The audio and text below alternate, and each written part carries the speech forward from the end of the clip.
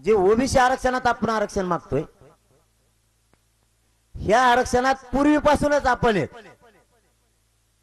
त्यामुळे धक्का लागायचा प्रश्न नाही. फक्त आपल्यालाच माहित नव्हतं, आपणच आपली बाजू मान्य करून घेऊ. आपल्यालाच माहित नव्हतं की आपली जमीन तिथे. आपल्याला कोणीतरी सांगितलं 200 किलोमीटरवर तुमची जमीन आहे म्हणून आपण 200 किलोमीटरवर हिंडत बसलो, ती सापडीत बसलो. कारण तिथं ती सापडणारच नव्हती.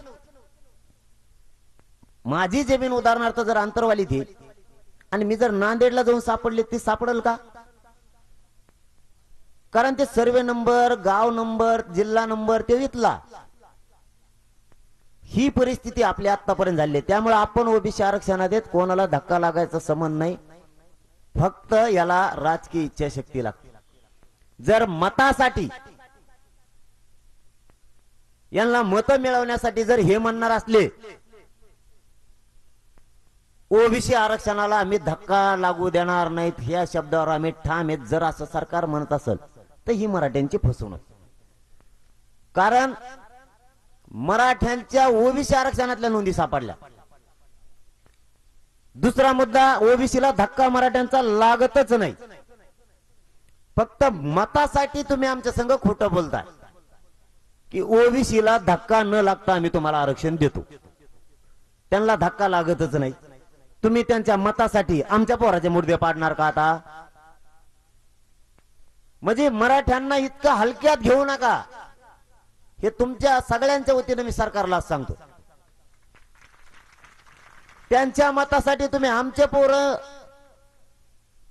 पोरांचं वाटोळं करणार, आमच्या पोरांचे मुर्दे पाडणार त्यांच्या मतासाठी. मतावर तुम्ही मोठे होणार मराठ्यांच्या सुद्धा, आणि देणार त्यांना.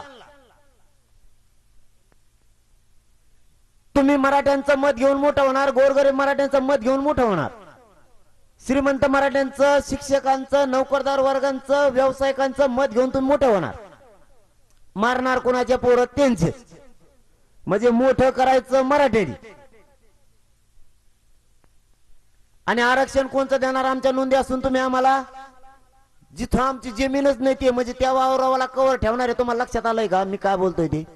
उदाहरणार्थ इथं जमीन आहे माझी, तुम्ही 200 किलोमीटरवर देणार. मला माझी जमीन इथं माहित नव्हती तोपर्यंत ठीक होतं. तुम्ही मला 200 किलोमीटरची दिली, पण कशी दिली की माहिती तुम्हाला? डाव करून, समोरच्याला सांगून ठेवलं, जाऊ दे बाबा हेले डोक्याला ताण देतय, तोवर हात त्याचीच हे मन, आणि खाऊन दे त्याला 1-2-4 दिवस. लक्षात आलं तुमच्या? मग त्या पुढच्याला सांगून ठेवल्यामुळे ते दोघं होते मित्र. ते दोघं मित्र होते. मित्रांनी मित्राचं ऐकलं. ज्या मित्रांनी ऐकलं त्याला म्हणले असते तुला देतो महामंडळ काही. त्यामुळे ते बी गप बसलं. ते म्हणलं हे तू इची आपण घेतले. आपल्याला वाटलं जमीन तर मिळाली ना, पण आपल्याला हे माहित नव्हतं ही पिढ्यांना पार आयुष्यासाठी आपली. आपण भोळे अतिविश्वासू समाज आहे आपला, आणि ती आपण घेतली. 8-15 दिवस गेले की तो म्हणला होय माय वावराच्या बाहेर. साहेब आपल्याजवळ कागदच नाही ना, व्हायला लागलं. म्हणजे जे ओरिजिनल राहणे ते गेलं,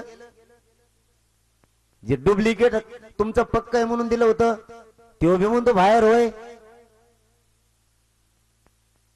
त्यामुळं आपल्याला ते तात्पुरतं नकोय. आपला हक्काचं आहे. तुम्हाला समजून आलंय का बघा? आपला मराठ्यांचा आडमुठपणा नाही.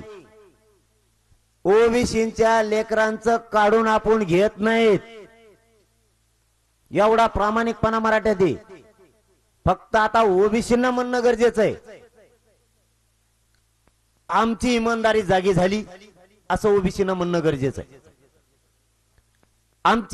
आमचे संस्कार जागे झाले. आम्ही आमच्या लेकरात आणि तुमच्या लेकरात फरक नाही करत. तुमच्या नोंदी इथं सापडल्यात म्हणल्याच्या नंतर हे तुमचं घ्या किंवा ही जमीन तुमची घ्या, आम्हाला नको. पापाचं आम्हाला खायचं नाही, ते पचणार नाही, असं त्यांच्या विचारात जर बदल झाला तर बरं.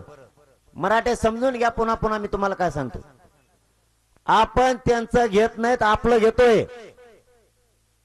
आणि आपलं घेत असताना जर त्यांचे तरी मत बदलणार नसलं तर याला म्हणायचं त्यांची नियत खराब झाली. मराठी काहीच करू शकत नाही.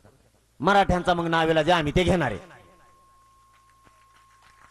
तुम्ही तुमच्या मनात बदल करा. माझ्या बांधाच्या शेजारी याचाच बांध होता, फक्त म्या तेव इथं नव्हता तोवर फोडून सपाट केलता. मोकळ्या मनाने म्हणा. तेव 10-12 वर्ष दुसरीकडे पोट भरण्यासाठी गेला, तवर येणे सगळा बांध फोडून सपाट केला आणि पुरं वावरच मग हे म्हणायला लागला. पण मोजल्यावर तो करते दुप्पट निघलं, तू बाहेर निघणे तर तुला आम्ही मात्र त्या वावरतून लुटिणार आहे. ह्यो मराठ्यांचा आत्ताही प्रामाणिकपणा आहे. फक्त तुम्ही खरं बोला. तुमची नियत खराब करून आमच्या गोरगरिबांच्या पोरांचं तुम्ही वाटोळ करू नका. मराठ्यांनी आधी हे समजून घ्या, कोणताच मराठा मानला नाही पाहिजे. ओबीसी वर मराठ्यांकडून अन्याय होतोय का काय? अजिबात नाही. त्यांचं आरक्षण त्यांना आहे. आरक्षण आपलं त्यांच्याकडे, ते आपण मागतोय, ते देत नाहीये. मग आता तुमच्या पुढे वेळ आली विचार करायची. ती जी जमीन आहे ते घ्यायची का तुमचे पोरं उपाशी मरून द्यायचे का ऊस तोडायला पाठवायचे तुम्ही ठरवायचे. कारण आता ते तुम्हाला ठरवायला लागणार आहे.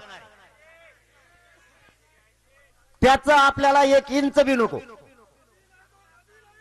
त्याचं आपल्याला 1 इंच बी नको. आणि आपण जर एखाद्याचं इंचभर खाणार असलो तर ती मराठीच्या अवलाद असू शकत नाही.